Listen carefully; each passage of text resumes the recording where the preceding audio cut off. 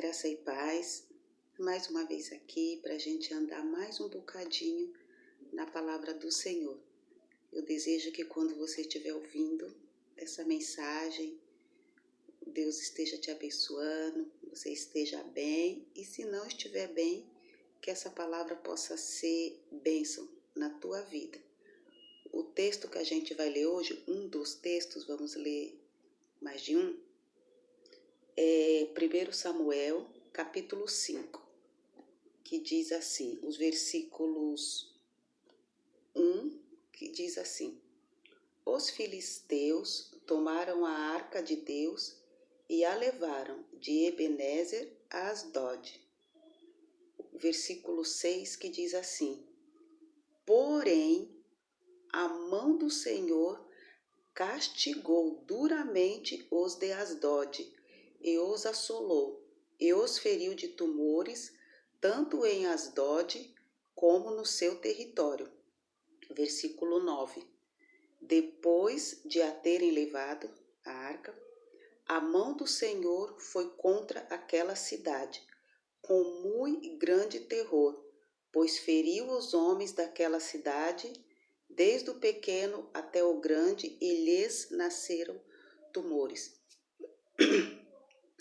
A Bíblia está falando do momento em que os filisteus pegaram a arca da aliança, tiraram das mãos do povo de quem ela pertencia, levaram de Ebenezer até Asdod, quer dizer, tiraram do território dela,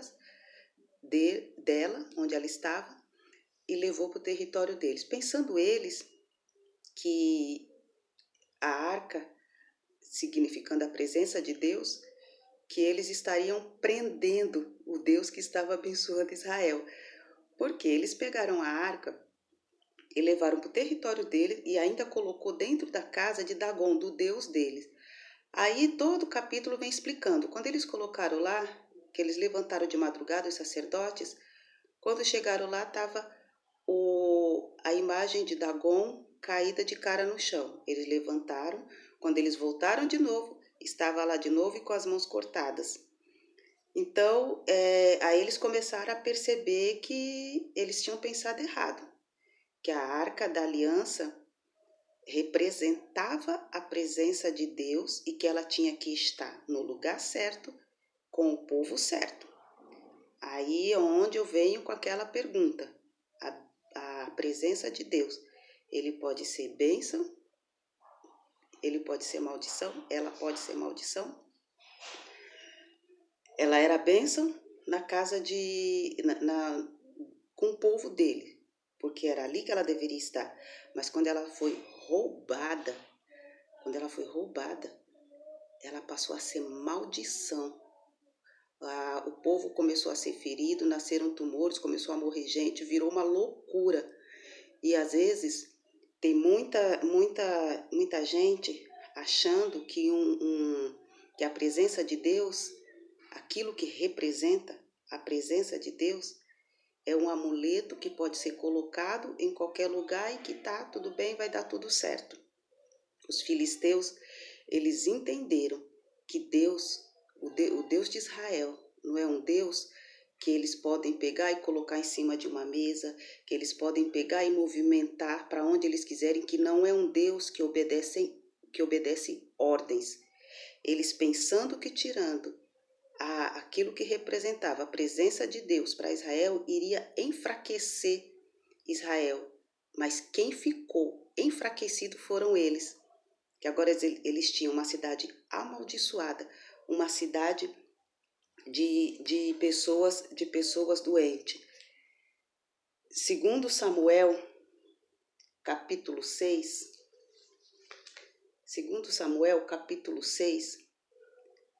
vamos ver os versículos que a gente vai ler, o 7. Versículo 7, que diz assim: Então a ira do Senhor se acendeu contra Uzá, e Deus o feriu ali por esta irreverência, e morreu ali junto à arca de Deus. Versículo 11 diz assim: Ficou a arca do Senhor em casa de Obed-edom, o geteu, 3 meses, e o Senhor o abençoou e a toda a sua casa. Aí, continuando, quando os filisteus entenderam que eles precisavam se livrar daquela arca que estava trazendo maldição para a vida deles, para a terra deles, presta atenção, é a mesma arca que abençoava Israel, é a mesma arca que amaldiçoou os filisteus, a mesma arca. E eles entenderam, eles mandaram de volta, e Israel recebeu de volta, só que até o povo não sabia como reverenciar a arca do Senhor. Erra quem pensa que apenas os filisteus podiam ser punidos por não ser povo de Deus. Então, quem sabe o Israel pensava assim, não, só a arca é nossa, nós temos todos os direitos sobre ela, então nada pode acontecer com a gente. E tem muitas vezes cristãos pensando assim, que Deus que tem monopólio sobre Deus, que tem direitos sobre Deus, que pode falar assim, Senhor, eu quero agir assim, tem que ser assim, não. As leis, quem fez as leis foi Deus, e nós as seguimos, nós não a mudamos, não tem emenda na lei de Deus.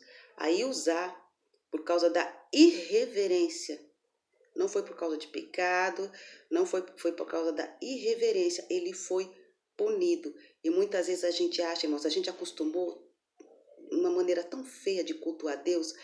Tudo bem, a gente não vai ficar, a gente pode falar, a gente não precisa de tantos rituais, a gente não estou falando que a gente tem que buscar os rituais judaicos, mas a reverência na presença de Deus é o mínimo, é o mínimo. Eu não vou nem entrar nesse detalhe do que é reverência, porque eu acho que cada cristão sabe exatamente o que é reverência. Não se entra na presença do Senhor, não se toca nas coisas do Senhor de qualquer maneira. Aí o que eles fizeram? Uzá se deu mal, vamos dizer assim, e eles levaram a arca para a casa de Obed-edom. E ali na casa de Obed-edom, eu vou trazer com as minhas palavras, eu entendo que o Senhor se achou acolhido. Ele estava acolhido, havia reverência na casa de Obed-edom. E a casa de Obed-edom começou a ser abençoada. A mesma arca, não era outra. O mesmo Deus que amaldiçoou um lugar, abençoou outro. A casa de Obed-edom agora começa a ser abençoada. Aí a gente vai agora para 1 Pedro. Estou só pincelando, porque isso daria assim um vasto estudo, um baita de um estudo.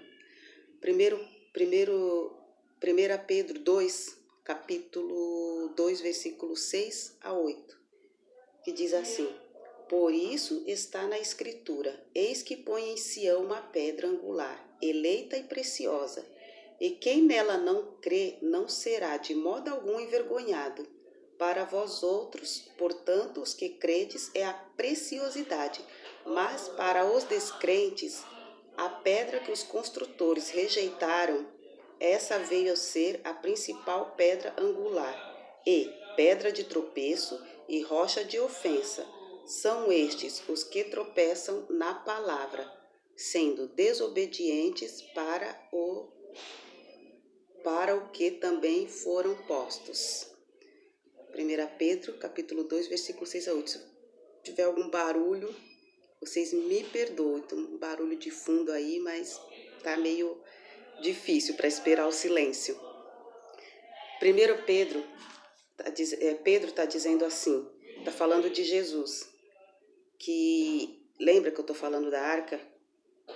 Para alguns era bênção, para outros era maldição, a mesma arca que representava o mesmo Deus.